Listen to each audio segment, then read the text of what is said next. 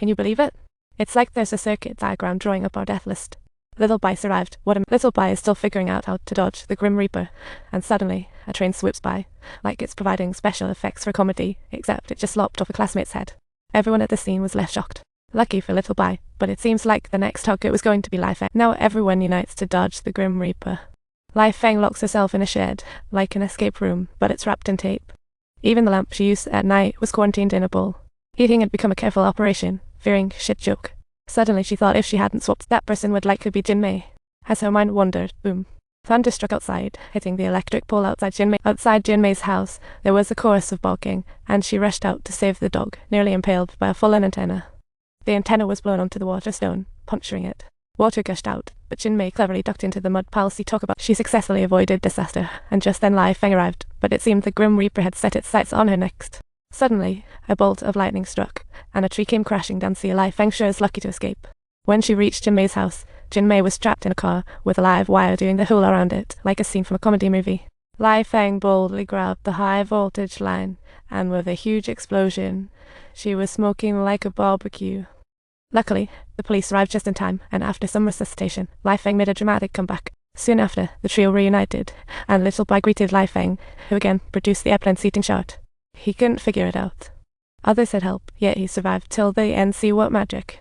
Just then, familiar music played behind him, setting off alarm bells, and he jumped up, rushing back to the hotel to block the harm. The bus that hit Little Bai's girlfriend appeared in the road again.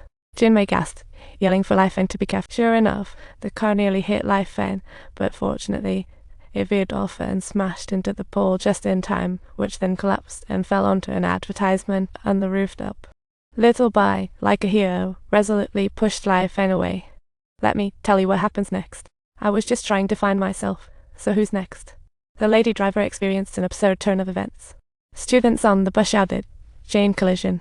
A boy beside mimicked the crash with toys.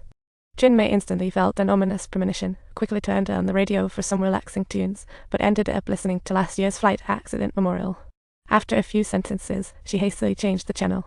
Her friend beside her felt helpless. The station was playing Hell Road, so Jinmei had no choice but to turn off the radio. A police car suddenly tailgated her, and she tried to move to the right lane, nearly getting rear-ended by a timber-laden truck. Just as she relaxed, a truck sped past with a driver drinking while steering, giving Jinmei the jitters. Ironically, his truck had "Don't Drink and Drive" printed on it, as Jinmei's anxiety skyrocketed. She had a feeling that this trip was going to be dangerous, and sure enough, the truck carrying timber had a miss. Massive logs rolled onto the road, triggering a chain reaction of accidents, a classic scene straight out of a comedy. Help. Help. It was an urgent situation.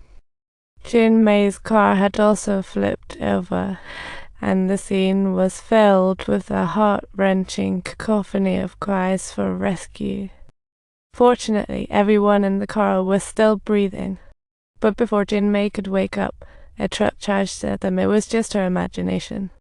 At that moment, an old man appeared outside, holding a garbage bag, asking for their empty bottles.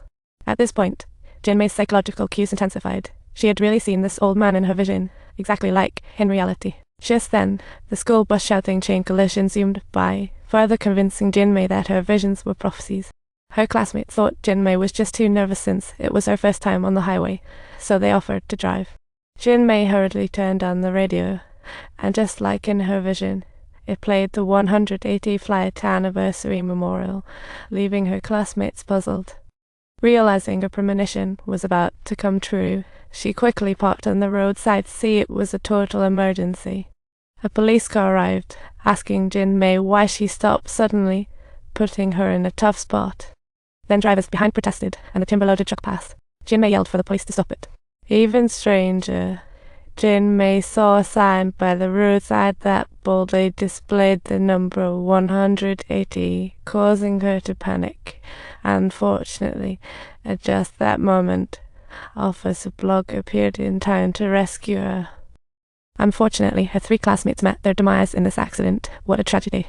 Jinmei was taken to the police station for questioning, along with the other 6 survivors. Jinmei told the officer her vision matched a boy on last year's Flight 180. No wonder everyone felt uneasy. Rumor had it that survivors of Flight 180 died off one by one in the months that followed, suggesting they were all on the Grim Reaper's list. The Grim Reaper wouldn't spare anyone on the list, and the police informed them that there was still one survivor left. But that girl lived in a mental institution out of fear of the Grim Reaper. Jinmei's father came to pick her up, and Jinmei felt a sense of dread. Sure enough, shortly after winning 5 million, Mao faced disaster but survived a car accident. He thought he was the chosen one, set for a few glamorous years ahead. After getting his winnings, he wanted a gaming console, impulsively tossed leftovers out the window, then cooked but spilled oil while frying. Suddenly, a gust blew in, knocking a hook from the closet onto his food. Without hesitation, Mao tossed it into the microwave. Then, he excitedly pulled out his brand new golden watch, obviously feeling rich, and an 800-gram huge ring too, just when he was debating which girlfriend to gift it to. Suddenly, a loud bang from the microwave, the ring slipped into the drain, and his hand got stuck while reaching for it.